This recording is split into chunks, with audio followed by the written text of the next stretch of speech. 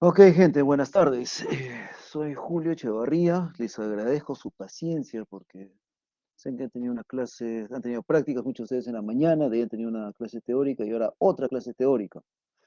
Así que vamos a tratar de hacer esto lo más conciso y claro posible.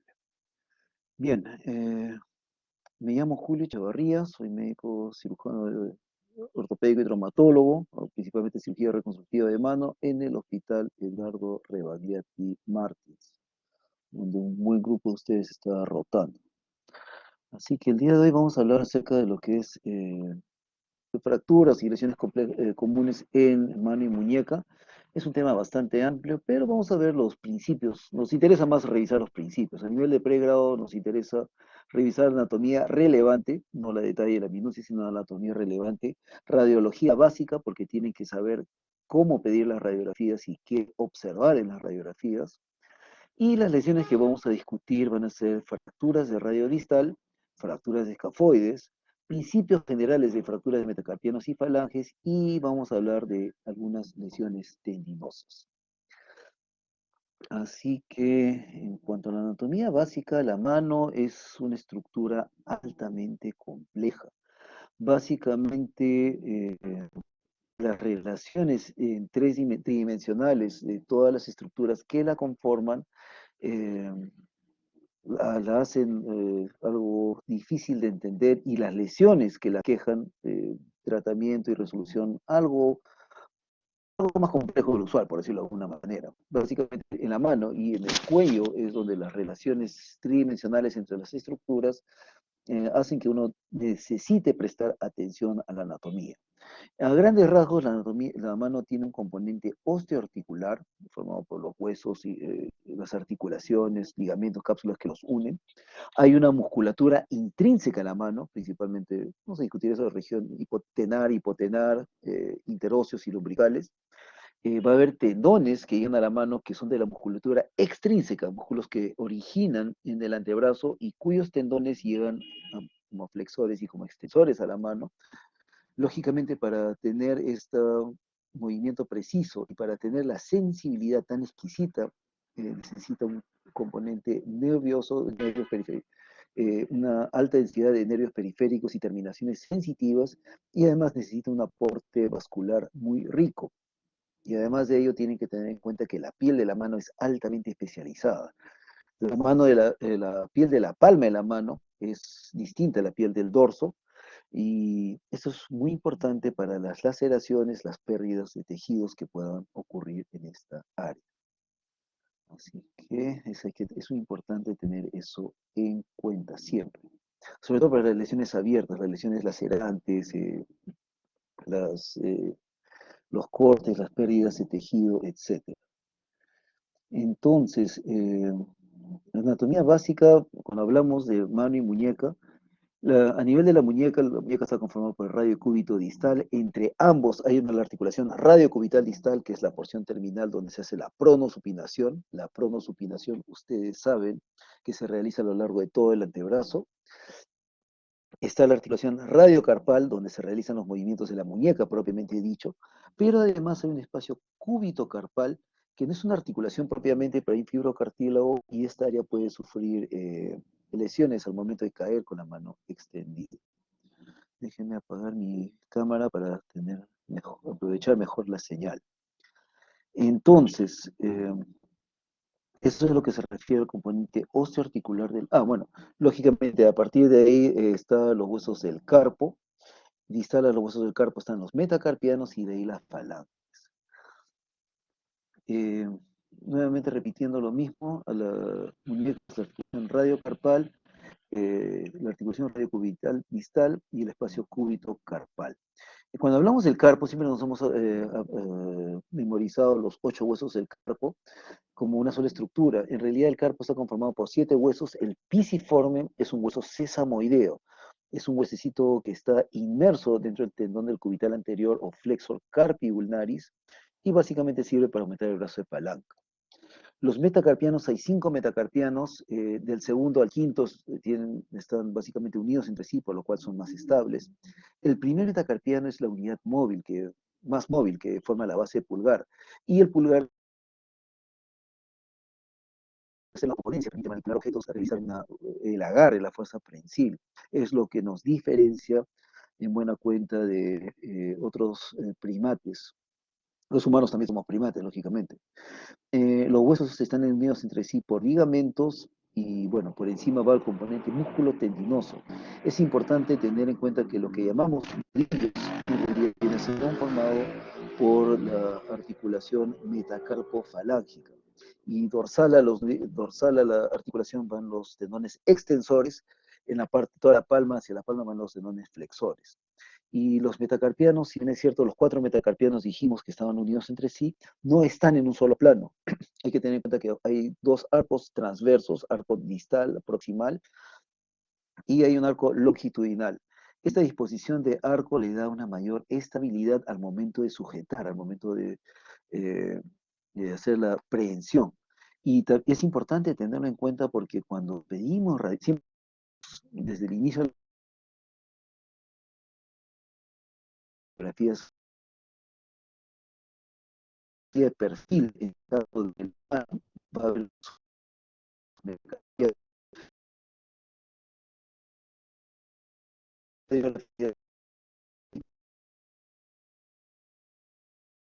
cuando revisemos los conceptos de radiología básica de la mano. Entonces, bueno, eso ya lo sé en cuanto a la falange, todos los dedos, a diferencia de los metacarpianos, las falanges están separadas, los dedos están separados entre sí, algunas tienen menor estabilidad relativa, así que muchas veces las fracturas, el mismo patrón de fractura que afecte la falange, a diferencia del metacarpiano un patrón de fractura puede ser estable. En el caso de los dedos, de las falanges, va a ser la fractura más inestable. Es importante tener en cuenta las relaciones anatómicas de los tendones, las íntimas relaciones de los tendones, tanto extensores como flexores, con las partes blandas. Además, las uniones entre falanges y falanges metacarpianos van a estar por los ligamentos y la porción capsular. Em, Bien, no vamos a entrar en mayores detalles, pero sí es importante saber que hay 9 tendones flexores, 2 para cada uno de los dedos y uno para el pulgar, el flexor largo del pulgar. Cada uno de estos dedos tiene un superficial y un profundo. Es importante además saber que tenemos tendones extensores y los tendones extensores no extienden las falanges. Los tendones extensores extienden la metacarpofalángica. Este movimiento de acá de extender de extender la cinta falángica proximal y distal está dado por los lumbricales. Lo que nos interesa saber es que los extensores extrínsecos de la mano extienden las metacarpofalángicas.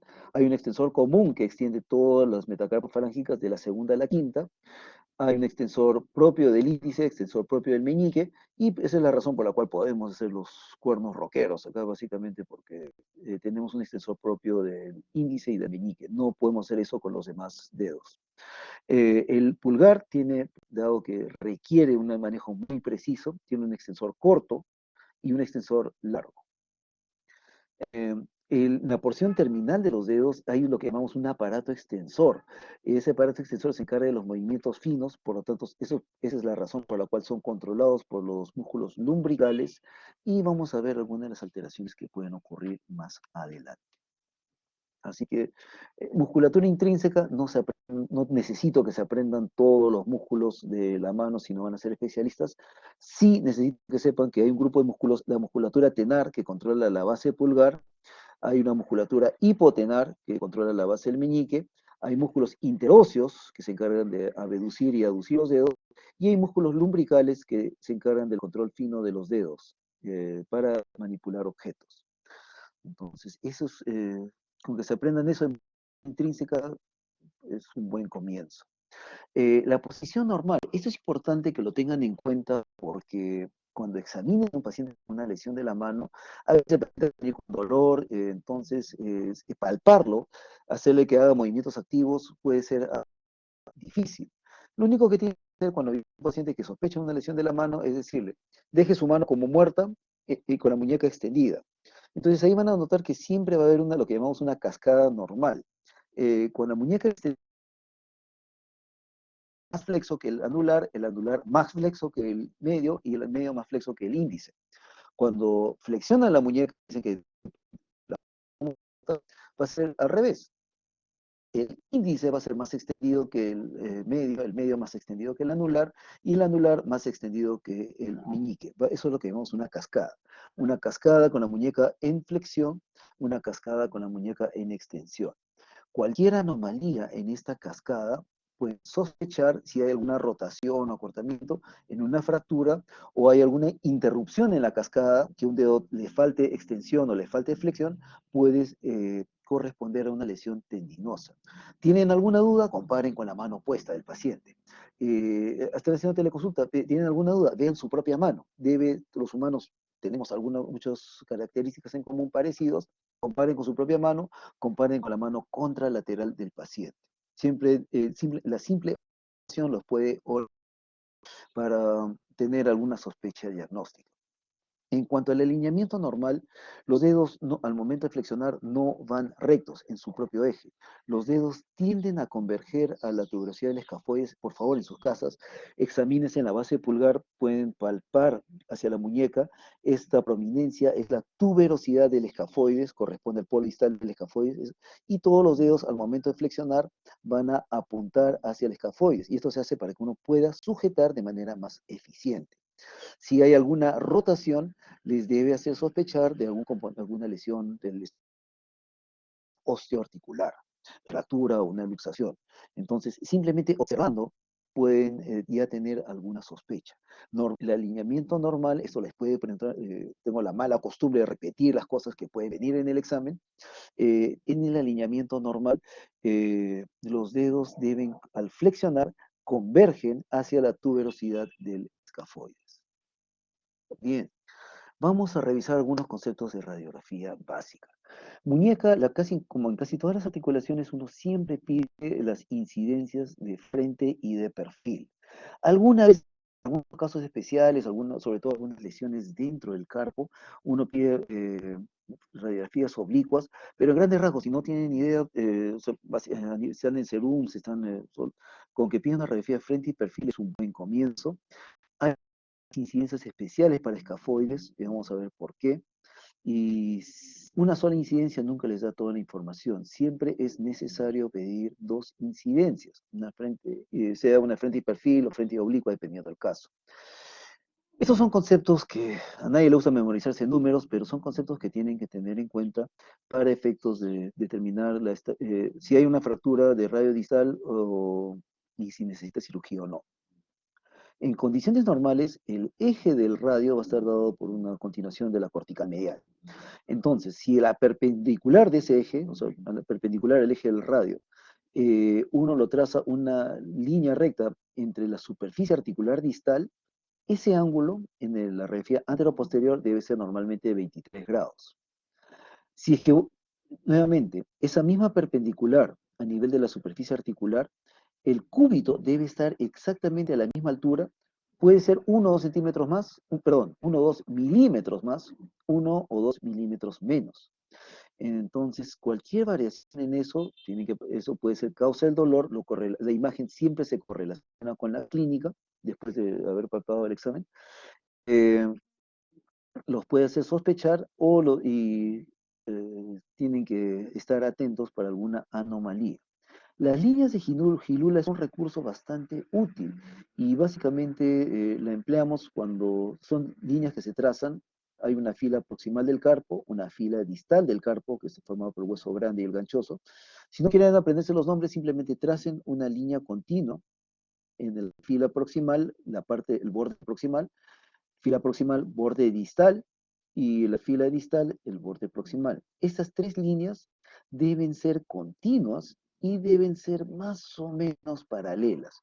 Si ven que hay alguna alteración, alguna disrupción, algún desnivel, deben sospechar de alguna lesión intracarpal, sobre todo alguna lesión del escafoides o escafo semilunar, que son las más frecuentes. Así que esos son los datos básicos que pueden ver en la radiografía en la posterior anterior. Recuerden que no es antero-posterior, sino posterior anterior, porque típicamente colocamos la mano en esta posición sobre la mesa radiográfica, viene el radio por encima, entonces es postero anterior. Si ponen frente y perfil, es más que suficiente, no necesitan colocar más de mayor detalle. Bien, entonces en la radiografía lateral, ¿qué es lo que tenemos que ver? Así,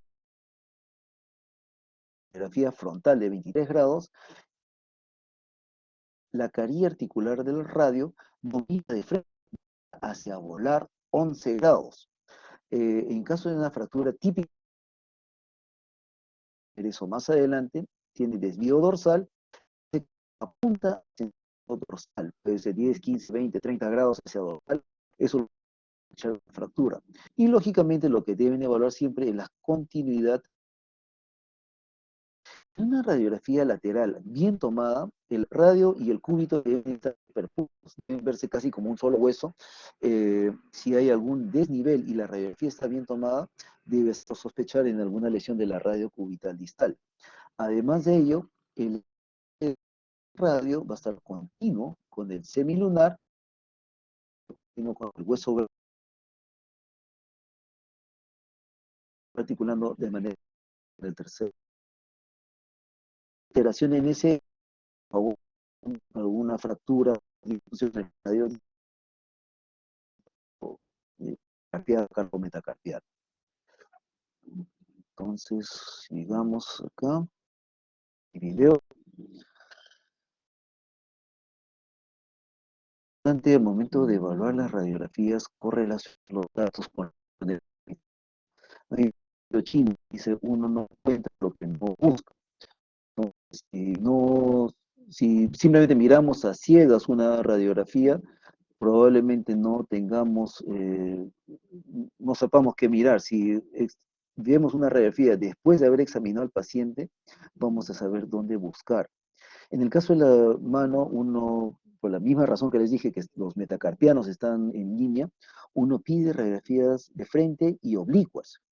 Eh, de esa manera se puede ver un contorno más adecuado de los metacarpianos y de los dedos incluso.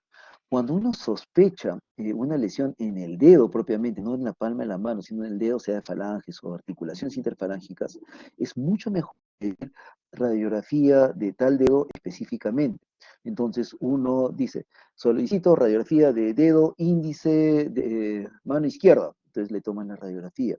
Eh, Cuando toma una radiografía de mano, el centro de la radiografía, el foco, el tecnólogo siempre lo dirige a la cabeza del tercer metacarpiano.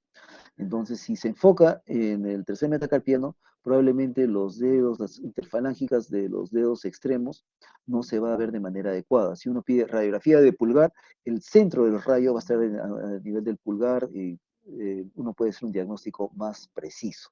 Por eso es tan importante examinar antes de pedir la radiografía. El tramo de mano es muy frecuente, la mano la empleamos para todo, la mano humana es una, estructuralmente es sumamente compleja, es una maravilla de la naturaleza, sin ninguna exageración lo digo, y nos sirve para trabajar, alimentarnos, acariciar, interactuar con otras personas, para subsistir, defendernos, etc. Así que vamos a encontrar el trauma de mano es frecuente, múltiples mecanismos, accidentes domésticos, accidentes laborales, actividades deportivas, defensa personal, etc.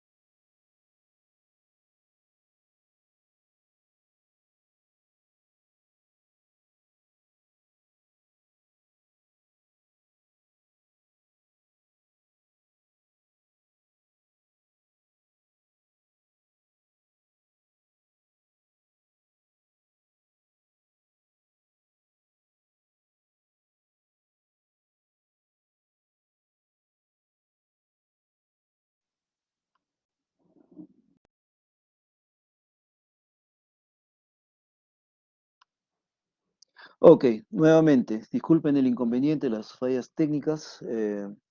Entonces, cuando tratamos lesiones de la mano, es importante entender de que la consolidación de las fracturas es un por defecto, si dejamos una mano inmovilizada durante mucho tiempo, 3, 4, 5 meses, de todas maneras va a consolidar. Es raro, no es imposible, pero es raro que no consolide. La consolidación es un proceso natural. Nuestro objetivo no es que consolide una fractura, el objetivo es recuperar la función.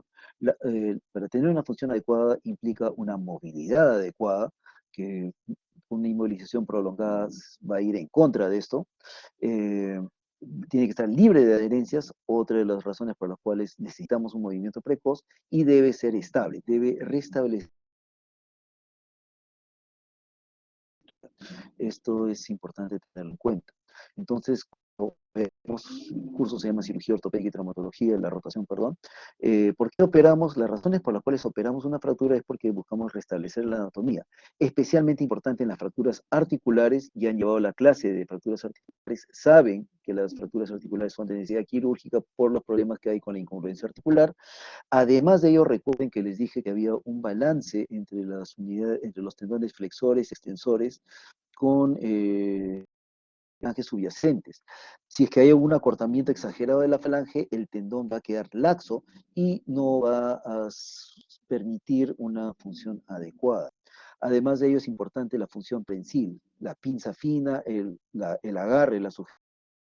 Si es que hay una fractura y una mala rotación, se nos va a hacer extremadamente difícil.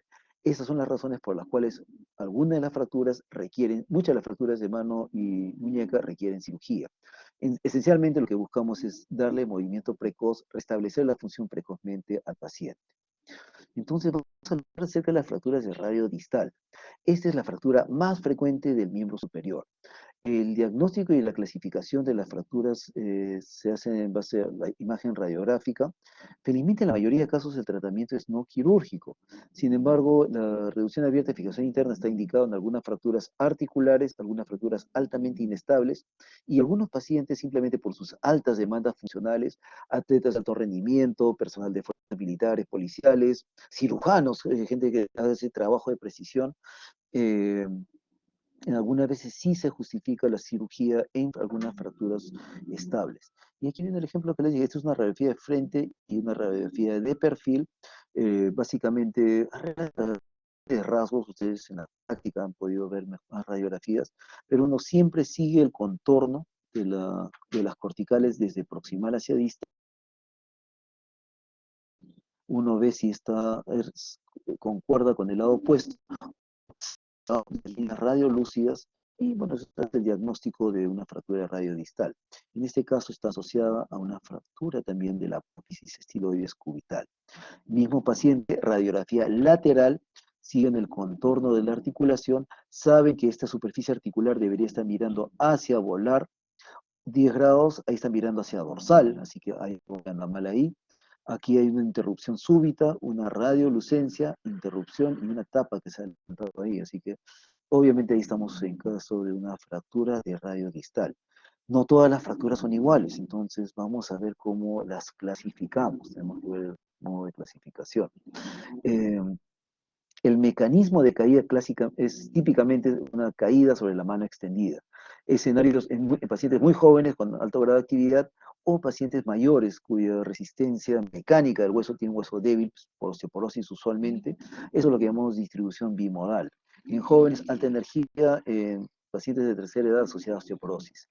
Estas siglas, recuerden la FUSH, son las siglas en inglés de Fall on Outstretched Hand, caída sobre mano extendida. Que la van a encontrar, si es que rota en algún momento en Estados Unidos, van a encontrar que escriben eso en historias clínicas a veces y uno se queda en el aire por no entender el acrónimo. Entonces, no es el único mecanismo, pero de lejos es el más frecuente. Típicamente el paciente con una fractura de radio va a presentar con dolor, con aumento de volumen, algunas veces va a haber una deformidad evidente, acá pueden ver que hay una deformidad en el eje, y pueden haber ¿Qué parestesias? Porque dada la inervación rica de la mano, ahí pasan muy cerca al radio distal, típicamente el nervio mediano, y pueden haber parestesias. Eso indica compresión o tracción exagerada del nervio, es una señal de alarma. Eh, la,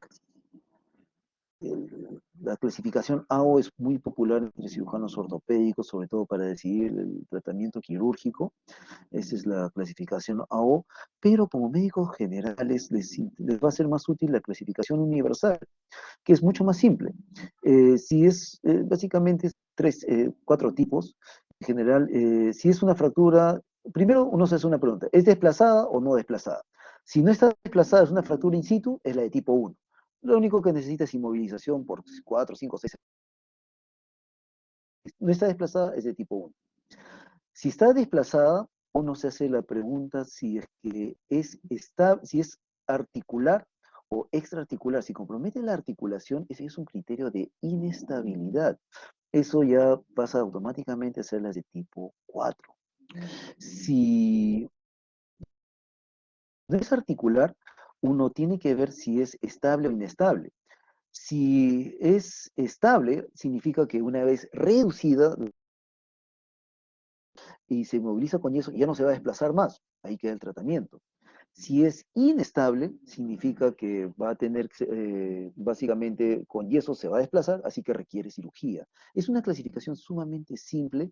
Vale la pena que lo tengan en cuenta porque como médicos generales les va a ayudar a tomar la decisión si lo ponen en su yeso y si lo reducen, lo inmovilizan con un yeso o lo mandan al especialista para que lo opere. Hay un tipo de fracturas irreducibles que aquella que por más que sea que no se puede reducir, que lógicamente si es irreducible no entra en ninguno de estos tipos y va a requerir cirugía de todas maneras. Así que la principal utilidad para ustedes es que esta clasificación universal les va a ayudar, se les hace mucho más sencillo en la toma de decisiones. Eh, y aquí vienen los criterios de estabilidad que hablábamos. Si de arranque una fractura tiene una inclinación dorsal, recuerden que debe tener inclinación volar de 10 grados, pero si de arranque tiene inclinación más de 20 grados, eso es una fractura que probablemente sea inestable. La cortical volar es más fuerte. Si esa fractura tiene cualquier grado de inclinación volar, también es inestable. Entonces probablemente vale la pena inmovilizarlo con una férula temporalmente y mandarlo al especialista porque va a requerir cirugía.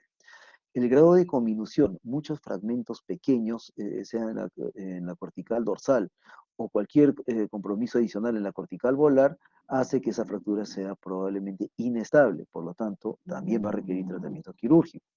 El compromiso articular también usualmente hace que una fractura sea de necesidad quirúrgica. Si hay una fractura de cúbito, especialmente nos referimos al cuello del cúbito, no tanto el estiloide el cubital, sino el cuello del cúbito, también hace que una fractura sea estable. Y aquí viene el parámetro de la altura cubital. Recuerden que dijimos que en la frontal debe haber una diferencia de 2 milímetros más, 2 milímetros menos como máximo. Si hay un acortamiento radial de más de 5 milímetros, significa que está muy desplazada, probablemente sea inestable, así que eso también entra en los criterios de estabilidad, va a requerir tratamiento quirúrgico. Acortamiento radial mayor de 5 milímetros y todo lo anterior eh, señalan una probable necesidad de cirugía. Las fracturas no desplazadas, esencialmente estables, generalmente se trata con inmovilización por 4 semanas, puede ser una inmovilización con una escayola, un yeso antebraquipalmar o una férula removible que es más útil para la higiene. Es importante preservar la movilidad, así que, que cualquier dispositivo de inmovilización debe dejar las metacarpofalángicas libres. No, si van a inmovilizar y lo colocan hasta, digamos, este pliegue de la base de los dedos, inmovilizan la metacarpofalángica. El máximo debe llegar hasta la mitad de la palma, donde está el pliegue de la palma. Ahí están las metacarpofalángicas y debe permitir movimiento libre de flexo-extensión de metacarpofalángicas, abducción y aducción de los dedos. Si no, puede quedar rígido. Además, debe permitir la movilidad del pulgar desde la base, o sea, debe dejar la articulación trapecio-metacarpiana libre, y además de ello debe permitir el movimiento del codo y del hombro para evitar la rigidez. Eh, La fractura de Coles, este es un epónimo, no debemos hablar mucho de epónimos, pero este es un epónimo tan común que algunos epónimos son inevitables. La fractura de Coles es aquella fractura extraarticular en un hueso osteoporótico, una fractura metafisiaria típicamente en mujeres mayores de 5 años, en la cual hay un desplazamiento dorsal y radial. Típicamente hay una compresión dorsal y la característica clínica más frecuente es, uno ve, eso lo que dicen deformidad en dorso de tenedor por la curvatura clásica que hay se presenta de esa manera. Eh, es un error considerar que toda fractura de radio distal es una fractura de Coles. La fractura de Coles es el término que se emplea específicamente para fracturas extraarticulares en mujeres mayores de 65 años con desplazamiento dorsal y radial. Si no cumple esas tres características, no es una fractura de Coles. Así que tengan cuidado con ese término. La gran mayoría de las fracturas de Coles, felizmente, no requieren cirugía. El tratamiento es una reducción cerrada. En este caso se ve que están lo cuelgan con unas trampas chinas, esos redecillas se llaman trampas chinas, con un contrapeso, y se hace la maniobra de reducción, se inmoviliza con una férula. En este caso, en el tópico, bueno, usamos soportes, amarramos los dedos con gasas, se hace la tracción y se coloca el yeso moldeado. Ahí estamos colocando un yeso. Cuando se inyecta anestésico en la zona de la fractura, eso se conoce como bloqueo de hematoma. Uno palpa, siente el desnivel, inyecta, aspira, y si uno ve el pequeño hematoma con los glóbulos de grasa, significa que esa es la zona, y ahí inyecta unos 5-8 mililitros de lidocaína. La inmovilización se hace con yeso antebraquipalmar. Antiguamente hacíamos con braquipalmar y bajamos con posiciones extremas. Si es una fractura que no va a mantener la reducción con un yeso antebraquipalmar que requiere inmovilizar el codo, el riesgo de rigidez es muy alto y es mejor, o consideramos hoy en día que es mejor operar. Pero felizmente la gran mayoría de fracturas de Coles no requieren tratamiento quirúrgico. ¿En qué caso consideramos operar el tratamiento quirúrgico? En aquellas fracturas inestables. ¿Cuáles son aquellas fracturas inestables? Las que tienen conminución dorsal extensa, ya lo dijimos, angulación dorsal de más de 20 grados de arranque. Compromiso articular no vamos a decirlo porque por definición una fractura de Coles no tiene compromiso articular, así que no vamos a hablar de ello. Un acortamiento de radio más de 5 milímetros puede ser inestable, también es un buen criterio para operar. Eh, ¿Qué significa desplazamiento secundario? Apréndanse esto, posiblemente lo preguntemos. Desplazamiento secundario es aquel desplazamiento que ocurre cuando, caso clásico, viene un paciente con una fractura de Coles, en este caso radiodistal extraarticular, hacemos la maniobra de reducción, nos queda estable en una posición adecuada, decimos, ok, venga en 7-10 días para su control. Tomamos una radiografía de control y la fractura se ha desplazado nuevamente. Puede ocurrir por el grado de inestabilidad, aún con una buena inmovilización puede desplazarse. Este desplazamiento que ocurre después de una reducción adecuada es lo que llamamos desplazamiento secundario. Entonces, el tratamiento quirúrgico está en una fractura de Coles específicamente, está reservado para aquellas fracturas inestables o con desplazamiento secundario. Hay múltiples alternativas. La clásica es agujas Kirchner, que son agujas de 1.5 o 2 milímetros de diámetro que se pueden cruzar. A veces colocamos placas y tornillos también, pero típicamente con agujas Kirchner son reversas. No hay que confundir la fractura de Coles con la fractura de Smith, otro epónimo. La fractura de Smith le dicen Coles reversa y es importante tenerla en cuenta porque el desplazamiento es en sentido volar. La cortical volar es sumamente fuerte. Para que se haya fracturado la cortical volar, uno tiene que haber sido en una posición rara y la energía tiene que haber sido mucho mayor. Todas las fracturas de Smith son esencialmente inestables. Por lo tanto, la fractura de Smith, a no ser que el paciente tenga una contraindicación médica para la cirugía, son potencialmente inestables. Y aquí no van a ser suficientes los clavitos. Es necesario darle un soporte adecuado con placas y tornillos. En buena cuenta, las fracturas de Smith, a no ser que tenga una contraindicación formal, son siempre quirúrgicas. En esto se diferencia mucho de las fracturas de Coles. Las fracturas articulares también es una indicación quirúrgica. no solo por el grado de inestabilidad, sino que ya llevaron ustedes la clase hace una semana o dos sobre las indicaciones, los problemas con las fracturas articulares, por qué requieren una fijación rígida, por qué requiere restablecer la congruencia articular. Sin embargo, esta reducción anatómica puede ser bastante difícil. Esta es una fractura, la tomografía en plano sagital de uno de nuestros pacientes donde hay un gran hundimiento de la superficie articular. Así que este es un caso bastante difícil. Eh, si hay un desnivel, esos datos lo podemos preguntar en el examen, si hay un desnivel de 2 milímetros, un escalón de 2 milímetros en la superficie articular, la probabilidad de que haga artrosis es relativamente alta. Si hay una brecha, un gap, un espacio entre fragmentos articulares, aún si están al mismo nivel, también hay un riesgo de artrosis. Así que las fracturas articulares requieren cirugía y requieren una reducción anatómica precisa. Algunas veces podemos colocar injerto óseo, en este caso a través de un abordaje dorsal, literalmente con un pequeño instrumento se tuvo que empujar, reducir los fragmentos articulares, no se ve acá, pero se rellenó este espacio con injerto óseo, y bueno, se tiene un resultado no perfecto, pero bastante decente. Entonces, las fracturas articulares, fracturas de Smith, requieren cirugía. ¿Cuáles son las complicaciones? De lejos, la complicación más frecuente de la fractura de radio distal es la malunión. Ustedes ya saben que el sinónimo de malunión es consolidación viciosa. Eh, Cuando hablemos de escafoides en unos minutos, la complicación más frecuente de la fractura de escafoides es la no unión o pseudoartrosis. Esto apréndanselo bien. De todas maneras, es algo que viene repetido, no solamente en el examen de ahora, sino en el examen, en los ENAM, en los exámenes para la residencia. La complicación más frecuente después de una fractura radiodistal es la malunión o consolidación viciosa. Es un hueso esponjoso, muy buena vascularización, difícil que no consolide. Es mucho más probable que consolide en una mala posición, consolidación viciosa o malunión. También puede asociarse inestabilidad de la articulación radiocubital distal por una lesión ligamentaria no detectada inicialmente. El síndrome de túnel del carpo es frecuente de manera después de una fractura de radio distal que haya evolucionado con malunión. ¿Por qué? Porque va a haber una mayor presión y una mayor tensión a nivel del nervio mediano. Así que la complicación neurológica más frecuente después de una fractura de radio distal es el síndrome de túnel del carpo. Puede haber artrosis después de una fractura articular o extraarticular también, simplemente debido a la malunión, y también puede haber irritación o ruptura tendinosa, sobre todo de los tendones que movilizan el pulgar.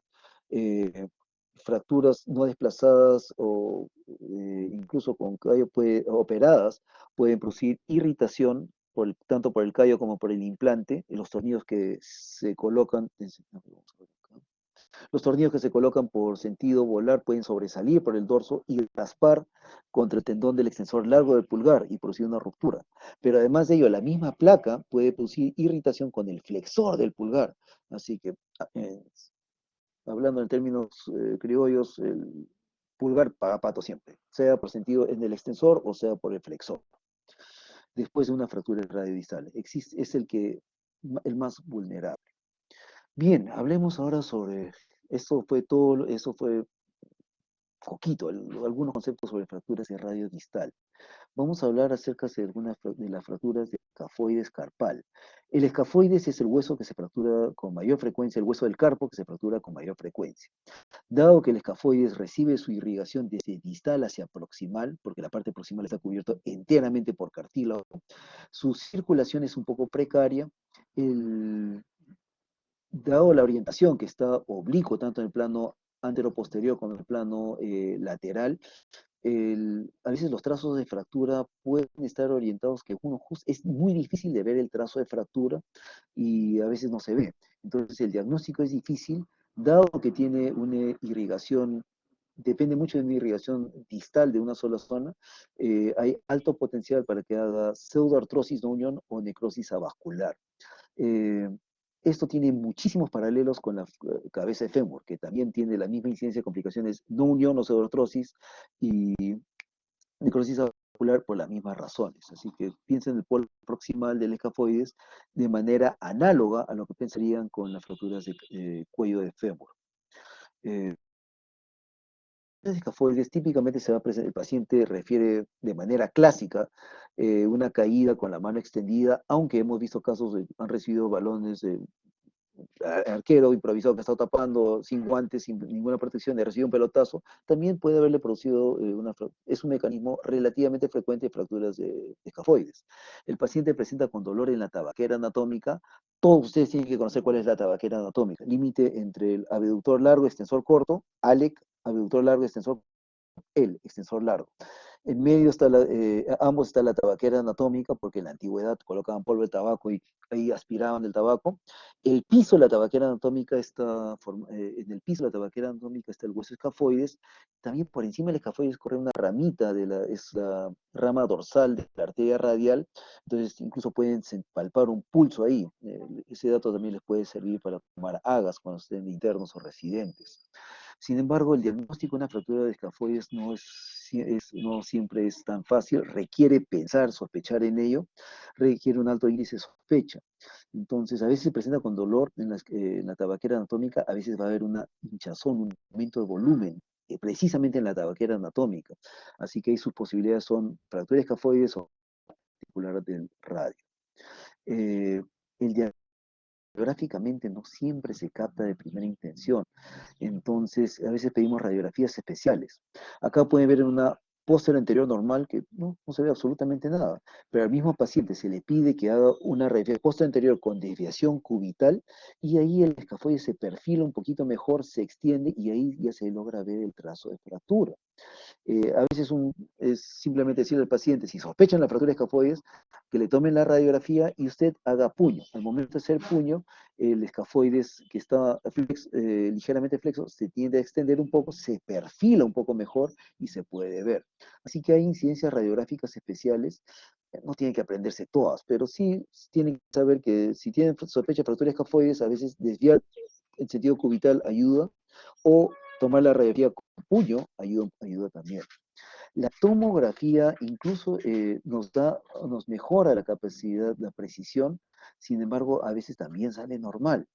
Después de 3, 5 días, la resonancia magnética es el examen más sensible para fracturas no desplazadas. La fractura magnética probablemente sea, si sospechan una fractura y la radiografía sigue saliendo negativa, la resonancia magnética es el examen más sensible. Eh, entonces viene la pregunta, si uno tiene un paciente que sospecha una fractura de escafoides y la radiografía sale normal, es mejor pedirle una resonancia magnética. La tomografía es especialmente útil en fracturas desplazadas para que el cirujano planifique la cirugía, porque delimita muy bien el componente óseo. Pero para el diagnóstico, para la sospecha de una fractura no desplazada de escafoides, la resonancia tiene mayor sensibilidad. Las fracturas no desplazadas pueden tratarse con inmovilización, incluyendo el pulgar, porque en la base del pulgar está el trapecio y el trapecio articula con el escafoides. Al inmovilizar el pulgar puede mejorar la estabilidad del escafoides. Esto se ha venido discutiendo un poco en los últimos años. Cada vez estamos dejando más y más eso de lado. Dejamos libre el pulgar propiamente dicho y sí buscamos incorporar en el yeso el primer metacarpiano en una posición adecuada. La inmovilización se hace por tiempo prolongado, 8, 10, 12 semanas, dependiendo de la localización de la fractura. Y en algunos pacientes de alta demanda, militares, fuerzas especiales, atletas de alto rendimiento, cirujanos, que nosotros dependemos mucho del trabajo que hacemos con la mano, aún en las fracturas estables, no desplazadas, muchas veces el hecho de colocar una fijación percutánea, ¿no?, a través de una pequeña incisión de la piel, una incisión pequeñísima de menos de 1 centímetro, con la guía fluoroscópica, con el arco en C, uno puede colocar un tornillo y con eso se logra una movilidad precoz, un retorno más precoz a las actividades. Y entonces algunas fracturas estables pueden ser tributarias de tratamiento quirúrgico. Las fracturas desplazadas, así sea un desplazamiento mínimo de 1 milímetro, van a requerir cirugía. El umbral quirúrgico del escafoides es bastante bajo. El tratamiento quirúrgico puede ser percutáneo también, con la mínima incisión, o puede ser con una reducción a cielo abierto y fijación interna con pequeños implantes. Puede verse si se coloca o no injerto óseo, depende del grado de conminución que hay. Algunas veces también va a ser necesario colocar injerto óseo en las fracturas escafoides. Y aquí viene lo que les dije, la complicación más frecuente después de una fractura de escafoides es la no unión. No lo confundan con la fractura radiodistal, que es la mal unión. Y dado que la irrigación viene desde distal hacia proximal, el polo proximal, si es que hay una fractura, puede sufrir necrosis avascular, queda sin circulación y muere.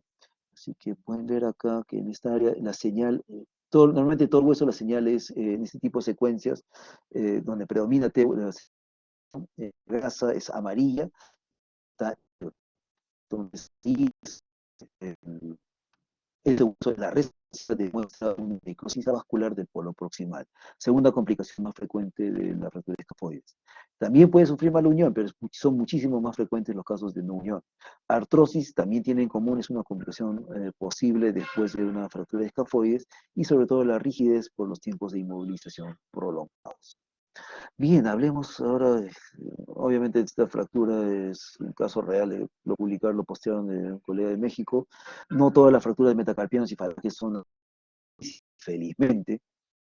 Eh, Vamos a ver ahora, analizar las fracturas de los falanges y metacarpianos.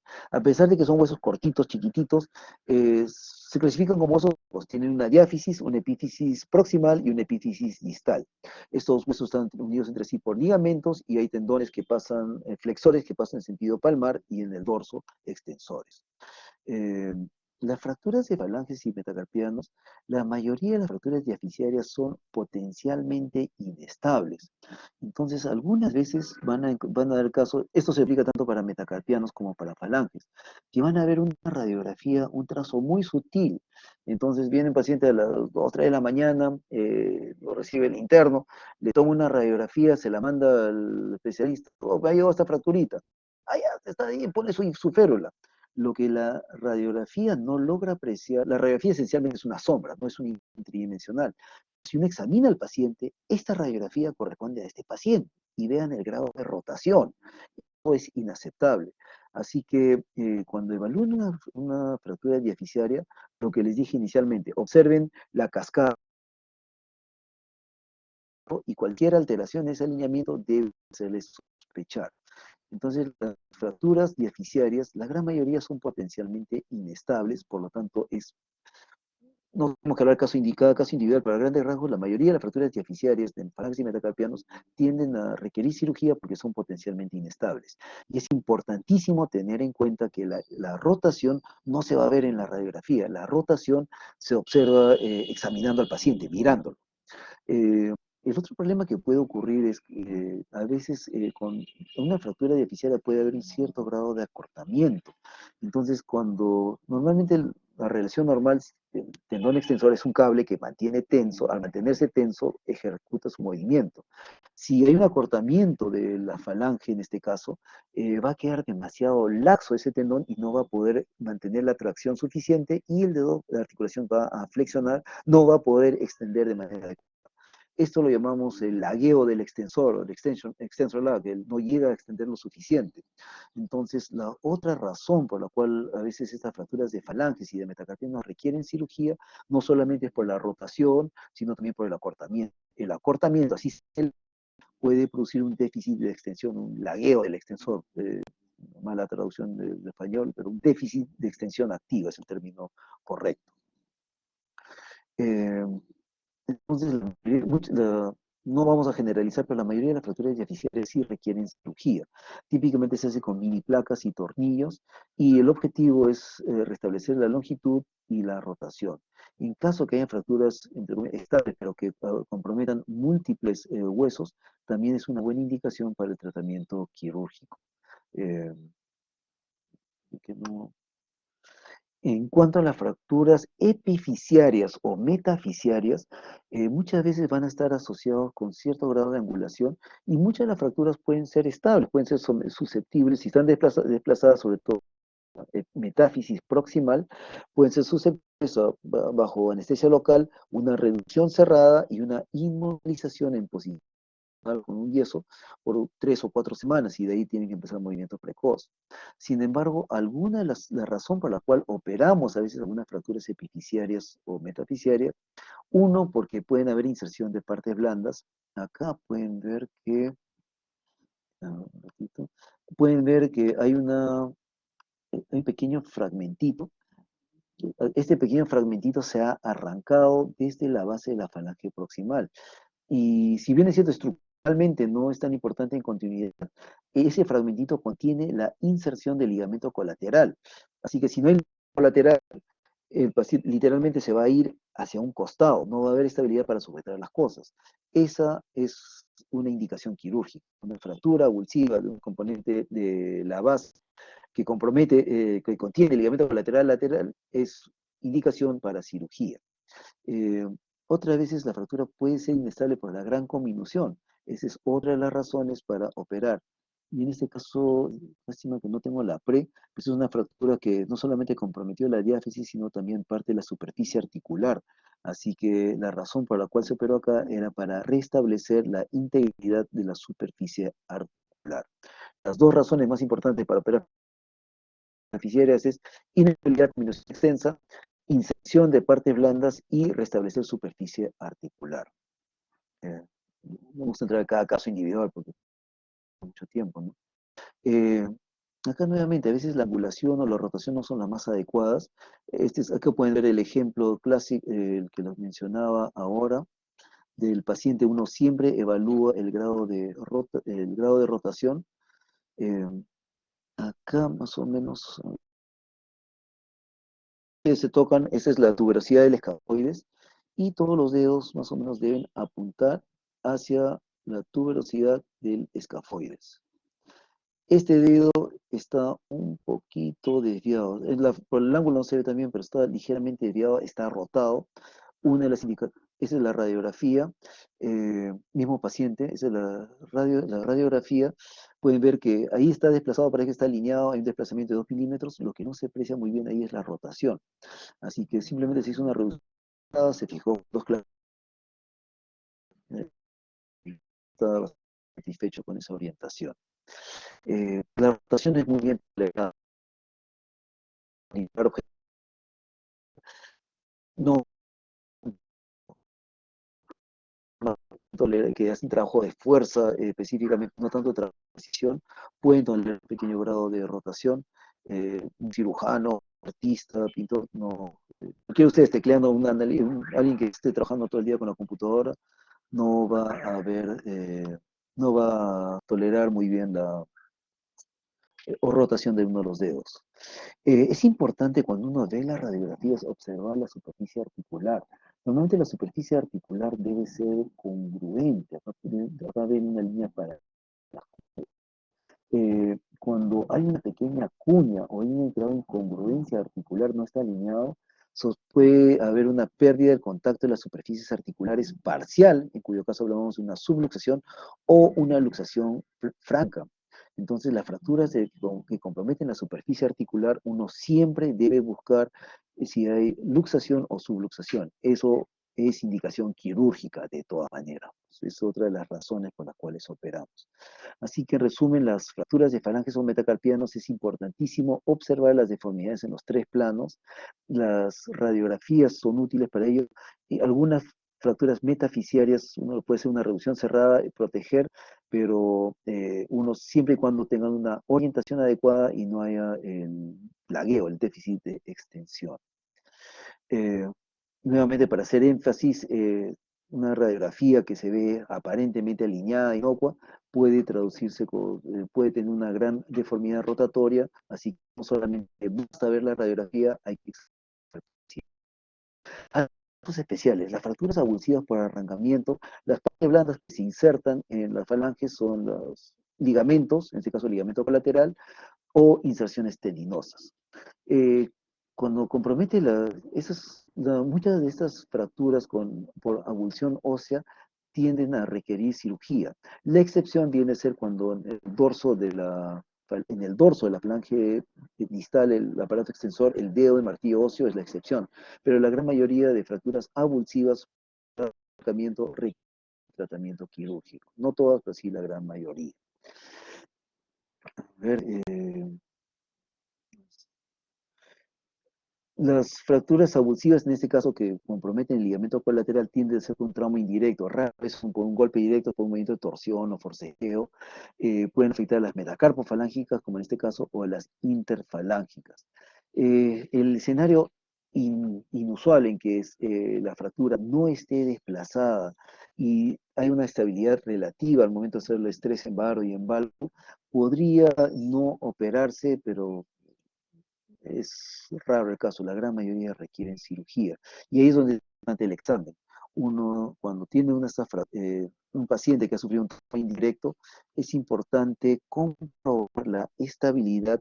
Si es que hay, en el caso de la interfalángica proximal, hay que ver si es que hay un falseo, si se va hacia un costado, y la metacarpofalángica igual, ver si se va hacia un costado y compararla con la mano opuesta. El tratamiento quirúrgico de estas fracturas del ligamento colateral es una estructura muy, muy, muy pequeña. Entonces, hay que manipularla con mucho cuidado. La cirugía es bien delicada. Este es un meme que lo pagamos así de los recientes. Típicamente reciente de traumatología tiende a tener más fuerza y ser un poco más brusco, un poco más tosco. Cuando cuando entramos con los recientes le decimos, cuidado con ese fragmentito, y es un fragmentito muy pequeño que requiere manipular. Usualmente operamos incluso con lupas. Entonces puede reinsertarse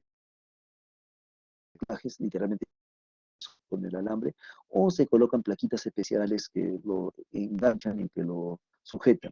Ahí pueden ver una articulación metacarpofalángica que cede más del usual porque el ligamento está pulsionado. La idea es, uno opera estos casos para restablecer la estabilidad. Hay algunas escenarios que un pelotazo que se cae y apoya con la mano, y hay una hiperextensión de la interfalángica proximal en la base de la falange media. Ahí hay una estructura que se llama la placa volar. Esta placa volar eh, puede arrancar ese pequeño fragmentito. Si es un desplazamiento pequeño, mínimo, 1 o 2 milímetros en su sitio, no requiere cirugía, solamente requiere una inmovilización, flexión, la primera semana en unos 40, 50 grados y después se va permitiendo que vaya extendiendo. Esto debe consolidar sin problemas. Si está muy desplazada y hay una inestabilidad dorsal, puede requerir cirugía, pero felizmente la gran mayoría de las fracturas abulsivas volares en la punta de la falange media no requieren cirugía. Esa es una de las cosas que hay que tener en cuenta. Esa es una lesión relativamente frecuente. Eh, Cuando hay una abulsión, eso es lo que le decía, cuando hay una abulsión del flexor de los dedos, el flexor profundo que llega a la falange distal, eso requiere cirugía la mayoría de veces. Va a ser a nivel de la mitad de la falange media. Cuando ocurre en el dorso, típicamente va a ser en la puntita, ese es lo que llamamos el dedo del martillo óseo, rara vez requiere cirugía. Cuando afecta la falange, eso es una fractura que el flexor profundo se desinserta, se arranca desde la falange distal. Típicamente ocurre al momento de sujetar la maceta de un adversario que está huyendo, hace tanta la fuerza que el tendón del profundo termina arrancando un fragmento óseo. Eso se llama jersey finger óseo. Eso casi siempre es quirúrgico, eso no hay manera que eso regrese a su sitio de manera espontánea. El dedo que se compromete con mayor frecuencia es el anular. Por el contrario, en el lado del dorso, el tendón extensor, también puede haber un mecanismo similar. La diferencia es que el tendón extensor requiere mucha menos fuerza que el flexor. Así que basta inmovilizarlo en extensión, casi nunca es quirúrgico. Y ya dijimos que no es el tendón extensor propiamente, sino es la porción terminal del aparato extensor. Así que cuando las fracturas abusivas comprometen la falange distal en la palma, típicamente es por el flexor profundo, casi siempre requiere cirugía. Cuando comprometen el dorso, es por la porción terminal del aparato extensor, casi nunca. Así que esas son cositas que hay que tener en cuenta. El otro escenario clásico es el portazo. Se cierra la puerta una puerta, la puerta del auto y la aplasta la falange distal, ¿no? Típicamente hay un hematoma subungual extenso, hay una fractura del penacho, esa porción dilatada de la falange distal. Recuerden que debajo del lecho unguial, el lecho unguial está adosado sobre la falange distal. Típicamente esas fracturas son no desplazadas, tienden a ser estables. Eh, Ese hematoma subungual, esa presión del hematoma subungual es bastante, bastante dolorosa. Así que espero que se vea bien en sus pantallas. Probablemente no se ve bien, pero no se vea de manera, no se ve bien. Pero ahí pueden ver dos agujeritos pequeñitos Hay dos agujeritos pequeños, que son agujeritos, se hace un bloqueito en la base del dedo, se anestesia el dedo, se pone hielo si quieren, le hacen dos pequeños agujeros con un clip calentado, y esos agujeros pequeños permiten el drenaje del hematoma. El alivio del dolor con eso es brutal, y si es que tiene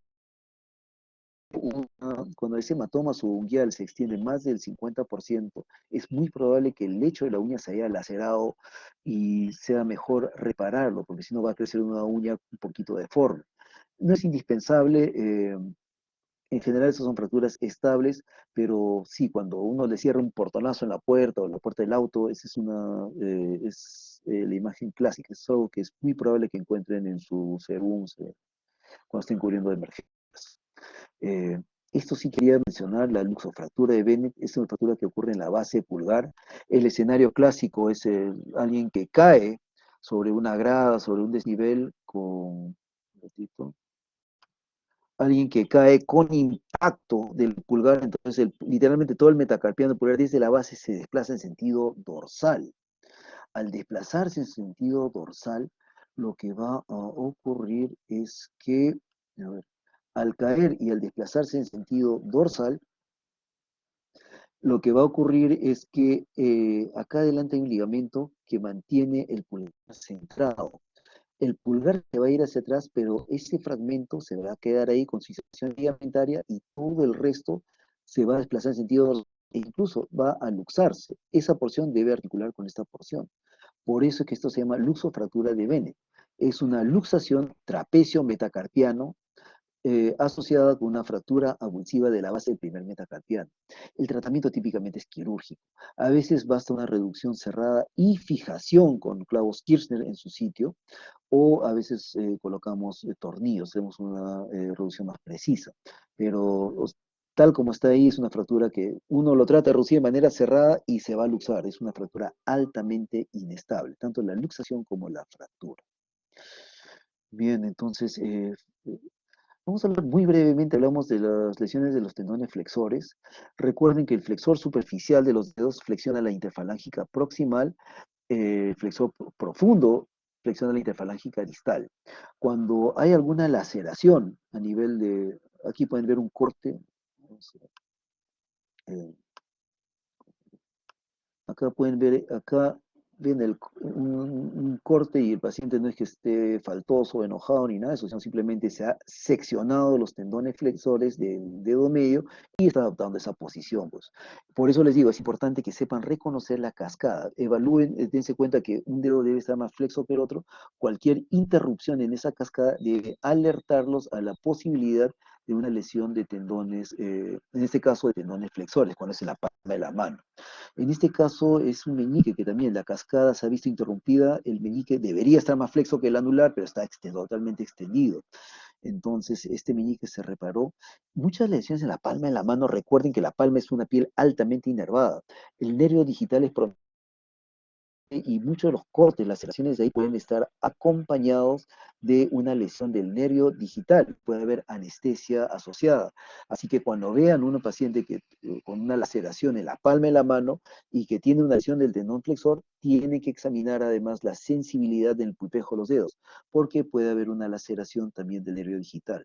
Y en este caso, nuestros pacientes hicimos la tenorrafia, tendón, rafia, unir, suturar, la tenorrafia del tendón, y además hicimos la neurorrafia digital, unimos el nervio digital cubital, no se ve acá casi, pero hay unos pequeños puntitos con nylon 8 ceros para restablecer la continuidad del nervio. Las complicaciones más frecuentes después de la sutura de de la tenorrafia de flexor es la rigidez, la formación de adherencias y también la re-ruptura. Se puede volver a romper por iniciar el movimiento muy precozmente. Así que es un balance muy difícil la rehabilitación en este caso. En el caso de los tendones extensores, la- una lesión de tendón extensor se va a traducir por la incapacidad de extender la metacarpofalángica. Dijimos que las las interfalángica proximal y distal son extendidas por los lumbricales, así que uno no debe buscar eso, debe buscar la extensión de las metacarpofalángicas. Y aquí pueden ver que el paciente, a ver acá, disculpen, Acá el paciente, el índice, no puede extender el índice, el metacarpofalange y el índice se ha seccionado y aquí tiene que haberse seccionado ambos tendones, el flexor propio del índice y el flexor común de los dedos para el dedo índice. Entonces, también requiere tenorrafia. Lesiones abiertas, laceraciones cortantes requieren tenorrafia. En este caso, el paciente se le indica que extienda activamente el pulgar, no lo puede extender, esta laceración irregular se produjo una lesión de los tendones extensor largo y el extensor corto del pulgar.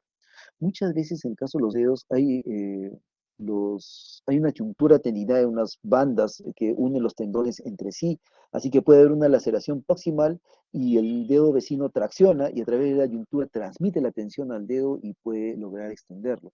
Así que a veces hay un falso negativo. Uno le dice al paciente extienda, logra extender gracias a la ayuda del dedo vecino, pero en realidad sí hay laceración de ese tendón.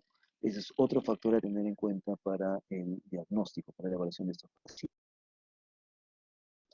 Bien, tenemos 1 hora y 5. De 8 minutos más porque hay dos tipos de lesiones que queremos discutir, lesiones por golpe de puño. Eh, el Cuando hacemos puño, esa es una actividad exclusiva de los humanos. Ningún primate puede hacer, a diferencia de los humanos, puede hacer puño. Los bonobos, chimpancés, gorilas tienen los dedos demasiado largos, no lo pueden cerrar, no pueden cerrar los dedos.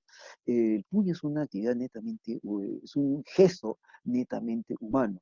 Hay algunos biólogos evolucionistas que teorizan que eh, gracias a que pulgar puede ser la ponencia, eso permitió el desarrollo, manipulación de instrumentos, creación de herramientas y permitió el desarrollo de nuestro cerebro.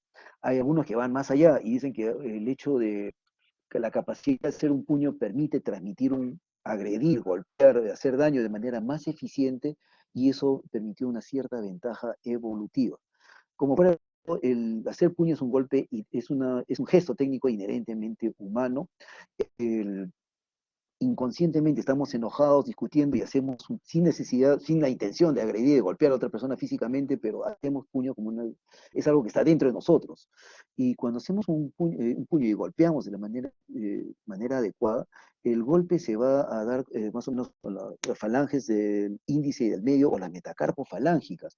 De esa manera la fuerza se transmite de manera más eficiente y más directa hacia el carpo, la energía se transmite de manera más directa hacia los metacarpianos, hacia el carpo y hacia el radio.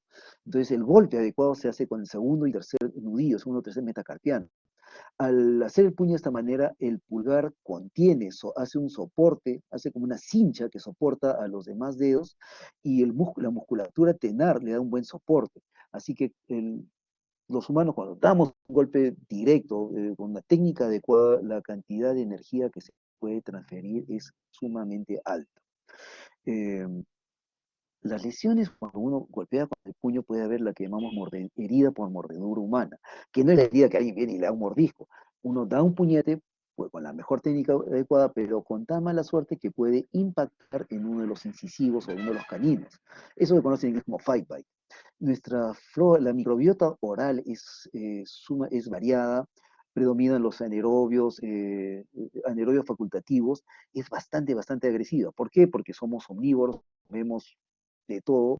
En los últimos años comemos demasiada comida por alimentos procesados, altamente ultraprocesados, que han deteriorado nuestra flora microbiota oral, producen enfermedad periodontal, pero además producen infecciones sumamente severas. Dentro de la microbiota humana, los que más destacan son los estreptococos anaerobios facultativos, como el Streptococcus viridans, Eikenella corrodens, sobre todo le dan particular importancia en los últimos años, hay una serie de leptóspiras, fusobacterias, etcétera. Y cuando uno da el golpe de la manera, lógicamente puede haber una laceración, una solución de continuidad a través de la piel, pero puede ir incluso a planos más profundos, puede ir a través del tendón extensor, puede ir a través de la cápsula articular, incluso puede producir una muesca en el cartílago o en el hueso subcondral de la cabeza del metacarpiano. Así que estas heridas por mordedura humana no hay que subestimarlas. Acá voy mejor que la herida por mordedura humana puede ir tranquilamente a través de todos los planos y producir un daño considerable. Va a través de la piel, a través del tendón extensor, cápsula, y llega hasta el hueso. ¿Y qué es lo que pasa? Llega el paciente, el angelito de emergencia, diciendo, ¿qué pasó? Me hizo una herida en la mano, y uno ve el corte acá. Cuando está con la mano extendida, la laceración de piel está acá, la laceración del tendón está por acá, y la laceración de la cápsula puede estar por acá. Entonces, cuando uno sospecha una herida por mordedura humana, es y que con la mano extendida, a ver, haga puño y ahí uno lo evalúa de manera más adecuada. Estas heridas nunca se suturan. Sabemos que la microbiota oral tiene anaerobios facultativos, proliferan en la ausencia de oxígeno. Si lo suturamos, le estamos dando un medio preciso para que se reproduzcan. Así que estas heridas, si quieren, lo pueden anestesia local, lo irrigan, irrigan, irrigan, la dejan abierta, lo al día siguiente, debe ser una limpieza precoz, agresiva y tratar con antibióticos de amplio espectro. En este caso, el tratamiento de elección es una aminopenicilina, o sea, amoxi o ampi, más un inhibidor de la beta-lactamasa, como ácido clavulánico. En pacientes que son alérgicos, probablemente tengamos que usar la clindamicina para los gram positivos y metronidazol y clindamicina también para los anaerobios, perdón, y ciproclin es una buena combinación. Bien, eso es lo que se refiere a la herida por mordedura humana. Y la otra lesión clásica de hacer un impacto con puño, pero esta vez por técnica inadecuada, es la mal llamada fractura del boxeador. Cuando uno da un golpe, la fuerza se debe transmitir, sea con un recto, con un gancho, un uppercut de abajo hacia arriba. Uno siempre busca impactar con el segundo y tercer metacarpiano. Sin embargo, a veces o el blanco se mueve y uno lo impacta mal, con el cuarto y quinto, o esto clásicamente ocurre pues en que está unos tragos de más, quiere dar un golpe y justo se golpea el cuarto y quinto metacarpiano, donde la fuerza no se transmite de manera tan eficiente. Y por la angulación se va a producir una fractura a través del cuello del quinto metacarpiano. Ojo, este es el golpe que se da, este es una falla por dar un puñetazo de manera inadecuada. No confunda esto con el golpe de puño, que es una técnica muy reconocida en artes marciales, sobre todo en el ground and pound, cuando el oponente está en el suelo. Los golpes de martillo se hacen con la muñeca bastante estable, totalmente distinto. Este es un puñete mal aplicado. Entonces, típicamente va a haber una fractura a través del cuello del quinto metacarpiano, va a haber un cierto grado de conmoción a nivel de esa metáfisis, eh, pero felizmente eso es, dado que el quinto metacarpiano es móvil en la base, la gran mayoría de estas fracturas requiere hasta hace 2 años requería una reducción cerrada, esa es la maniobra de Haas en la cual se flexiona el dedo, se flexiona 90 grados, se coloca anestesia, perdón, en la nervio cubital a nivel de la muñeca, se flexiona el dedo, se empuja hacia atrás usando la falange como un ariete, se reduce y se deja inmovilizado en una posición funcional durante unos 4 semanas. Se llama canaleta cubital porque es una férula un yeso mojado que va con una canaleta en el lado cubital y por 4 semanas debe ser tratamiento suficiente y se hace movimiento precoz. Fracturas muy inestables pueden requerir reducción abierta y fijación interna, sea con clavos o con placas y tornillos. Digo que hasta hace 2 años hacíamos esto porque eh, antes, en 2019 salió un artículo muy interesante donde simplemente al paciente le juntaban los dos dedos con esparadrapo, lo sintactilizaban el body finger, siempre y cuando la rotación estuviera adecuada, y le permitían que haga movimiento precoz, y los resultados funcionales eran iguales. Así que posiblemente cambie nuestra práctica en el futuro. De repente dejamos de hacer esta reducción y simplemente juntamos los dedos, pero ahora el tratamiento de elección es la reducción cerrada más inmovilización, fracturas muy inestables, hacemos la osteosíntesis, sea con placas y tornillos o con clavos intramedulares.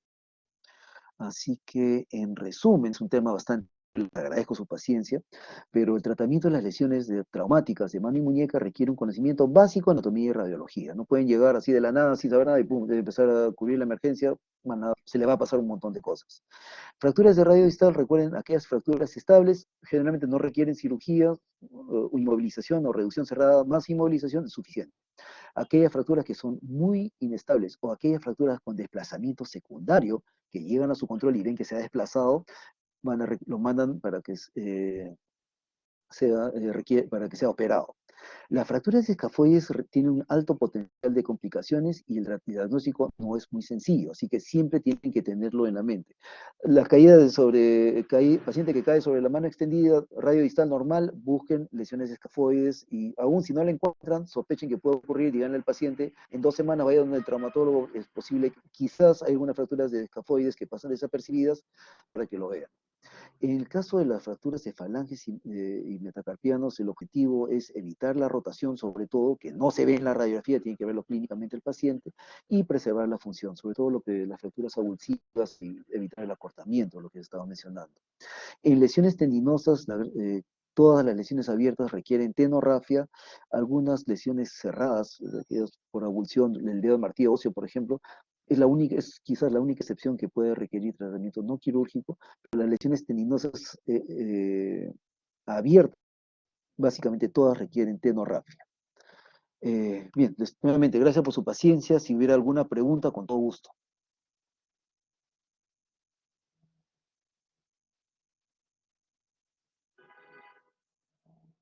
Ok, todo claro entonces. Ya son expertos. Les voy a mandar todos los pacientes que lleguen a la emergencia, se los voy a mandar a ustedes para que lo traten.